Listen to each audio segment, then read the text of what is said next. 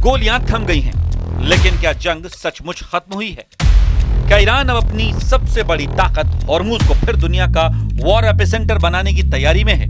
क्या अमेरिका और ईरान के बीच कोई ऐसी टेलीफोन हॉटलाइन बनने जा रही है जिसका मकसद होगा एक गलतफहमी को तीसरे विश्व युद्ध में बदलने से रोकना? ईरान की असली ताकत परमाणु बम नहीं है, क्योंकि अगर परमाणु कार्यक्रम पर समझौता हुआ भी तो क्या हॉर्मुज, हूथी, लेबनान, इराक और चीन की एंट्री मिडिल ईस्ट को फिर आग में झोंक सकती है? दुनिया सालों से ईरान के परमाणु कार्यक्रम को उसकी सबसे बड़ी ताकत मान रही है, लेकिन इस जंग से एक नई सच्चाई सामने आ गई। ईरान की सबसे बड़ी ताकत शायद परमाणु बम नहीं, बल्कि स्ट्रेट ऑफ हॉर्मुज है। वो रास्ता जहां से दुनिया के लगभग 20% तेल और एलएनजी की सप्लाई गुजरती है, और इसी रास्ते को हथियार बनाकर ईरान ने अमेरिका और उसके सहयोगियों की नींद उड़ा दी। स्विट्जरलैंड में हुई पहले राउंड की मीटिंग में अमेरिका और ईरान के बीच भले ही कई मुद्दों पर समझौता हुआ, लेकिन हॉर्मुज गलियारे पर ईरान का स्टैंड पहले जैसा ही नजर आ रहा है। तेहरान के टॉप नेगोशिएटर मोहम्मद बाघेर कालिबाफ ने तो टूक शब्दों में कहा कि हॉर्मुज जैसा पहले था वैसा कभी नहीं रहेगा। मतलब हॉर्मुज को पूरी तरह से ईरान कंट्रोल करेगा। ईरान चाहता है कि हॉर्मुज को लेकर ऐसी व्यवस्था बने जिससे ईरान की नौसेना, कोस्ट गार्ड और राजनीतिक नेतृत्व के बीच सीधा संवाद हो सके।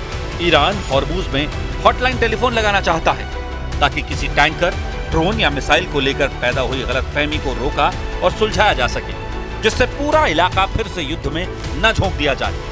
यानी जिस तरह शीत युद्ध के दौरान अमेरिका और सोवियत संघ के बीच रेड फोन बना था, क्या वैसे ही हॉटलाइन अब हॉर्मुज के लिए बनेगी? सीज फायर के बावजूद तेहरान साफ संकेत दे चुका है कि युद्ध से पहले वाली स्थिति शायद वापस नहीं आएगी। ईरान का नेतृत्व कह रहा है कि हॉर्मुज का प्रशासन और निगरानी अब उनके हाथों में रहेगी। यानी समुद्री रास्ते पर कंट्रोल का सवाल अभी भी उलझा हुआ है।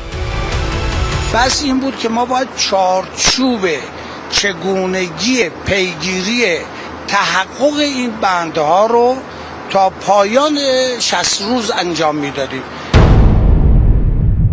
लेकिन हॉर्मुज की कहानी यहीं खत्म नहीं होती, क्योंकि मिडिल ईस्ट में युद्ध सिर्फ दो देशों के बीच नहीं लड़ा जाता। यहाँ हर मोर्चे के पीछे एक दूसरा मोर्चा छिपा होता है, और यही वजह है कि हॉर्मुज पर बनी शांति के बावजूद पूरे इलाके में खतरे की घंटियां बज रही हैं। इजराइल ने गाजा पर अटैक किया तो उसके पीछे हिजबुल्लाह एक्टिव हो गया।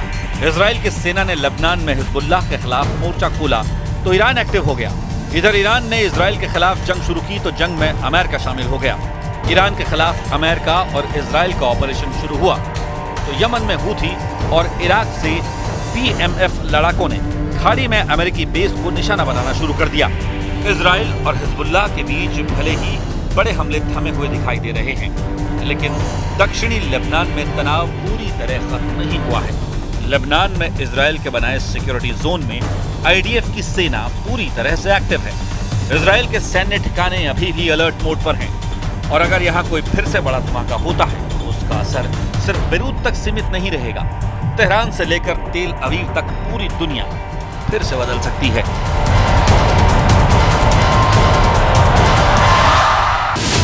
ईरान पर हुए हमले के बाद मार्च में हूथियों ने इजराइल पर बैलिस्टिक हमला कर दिया था।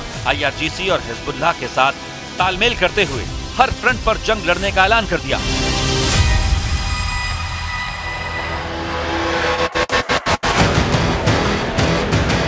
इस बीच एक और खिलाड़ी पूरे हालात पर बारीकी से नजर बनाए हुए है, और वो है चीन। क्योंकि चीन सिर्फ ईरानी तेल का सबसे बड़ा खरीदार ही नहीं, बल्कि पश्चिम एशिया में अपना प्रभाव बढ़ाने का मौका भी तलाश रहा है। अगर वॉशिंगटन और तेहरान के बीच फिर दूरी बढ़ती है तो बीजिंग खुद को एक ऐसे साझेदार के रूप में पेश कर सकता है जो बिना युद्ध के भी अपना खेल खेलना जानता है। अभी हालिया रिपोर्ट में चीन के एक्सपर्ट्स ने तो इस जंग में अमेरिका को हारा हुआ बता दिया था।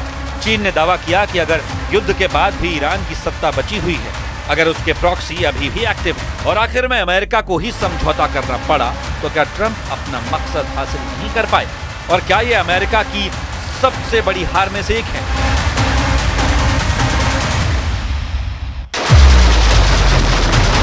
लेकिन सबसे ज्यादा बेचैनी इराक को लेकर है, जहां ईरान समर्थित कई लड़ाका गुट अभी भी एक्टिव हैं।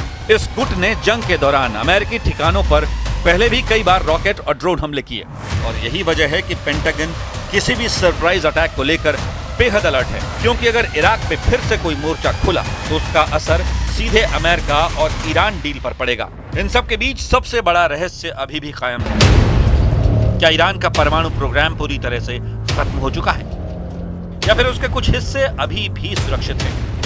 क्या तेहरान ने अपनी असली ताकत दुनिया की नजरों से बचाकर रखी है? और क्या यही वजह है कि समझौते के बावजूद अमेरिका और इजराइल पूरी तरह निश्चिंत नहीं दिखाई दे रहे? آغاز مذاکره در مورد این دو موضوع منوط به اجرای بندهای مشخصی از یادداشت تفاهم هست. ما داریم تلاش می‌کنیم برای اینکه همه این بندها به عنوان پیش زمینه‌های شروع مذاکرات محقق بشه. بخشش محقق شده، بخشش در حال. यही वजह है कि सवाल सिर्फ हॉर्मूज का नहीं है, सवाल उस पूरे इलाके का है जहां बंदूकें शांत होने के बाद भी बारूद जिंदा रहता है, जहां सीज फायर के बाद भी मिसाइलें साइलेंट मोड में एक्टिव हैं,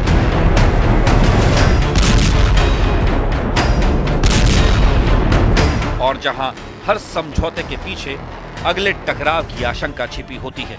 तो क्या हॉर्मूज में बनने वाली हॉटलाइन तीसरे विश्व युद्ध को टालने का जरिया बनेगी, या फिर इतिहास एक बार फिर साबित करेगा कि मिडिल ईस्ट में शांति अक्सर अगले तूफान से पहले की खामोशी होती है?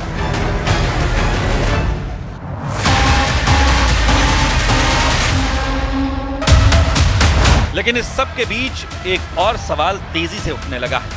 क्या मिडिल ईस्ट में एक नया शीत युद्ध शुरू हो चुका है? एक तरफ अमेरिका और उसके सहयोगी, दूसरी तरफ मुज्तबा खामेनी के नेतृत्व में नया ईरान, जहां सीधी लड़ाई से ज्यादा दबाव, प्रतिबंध, समुद्री रास्ते, प्रॉक्सी नेटवर्क और परमाणु क्षमता के जरिए शक्ति प्रदर्शन हो रहा है। यानी कि स्ट्रेट ऑफ हॉर्मूज 21वीं सदी का नया क्यूबा मिसाइल संकट बनता जा रहा है, जहां एक गलत अनुमान, एक गलत मिसाइल मिसफायर या समुद्र में हुई एक छोटी सी गलती पूरी दुनिया को बड़े टकराव के मुहाने पर ला सकती है। फिलहाल बंदूकें खामोश, लेकिन भरोसा नहीं लौटा। मिसाइलें शांत हैं, लेकिन खतरा खत्म नहीं हुआ है। और यही वजह है कि सवाल अभी भी जिंदा है। क्या अमेरिका और ईरान के बीच हुई डील वाकई शांति का समझौता है, या फिर दूसरे राउंड से पहले का सिर्फ एक युद्ध विराम? क्योंकि मिडिल ईस्ट में इतिहास गवाह है, यहाँ जंग खत्म नहीं होती, सिर्फ अपना चेहरा बदलती है।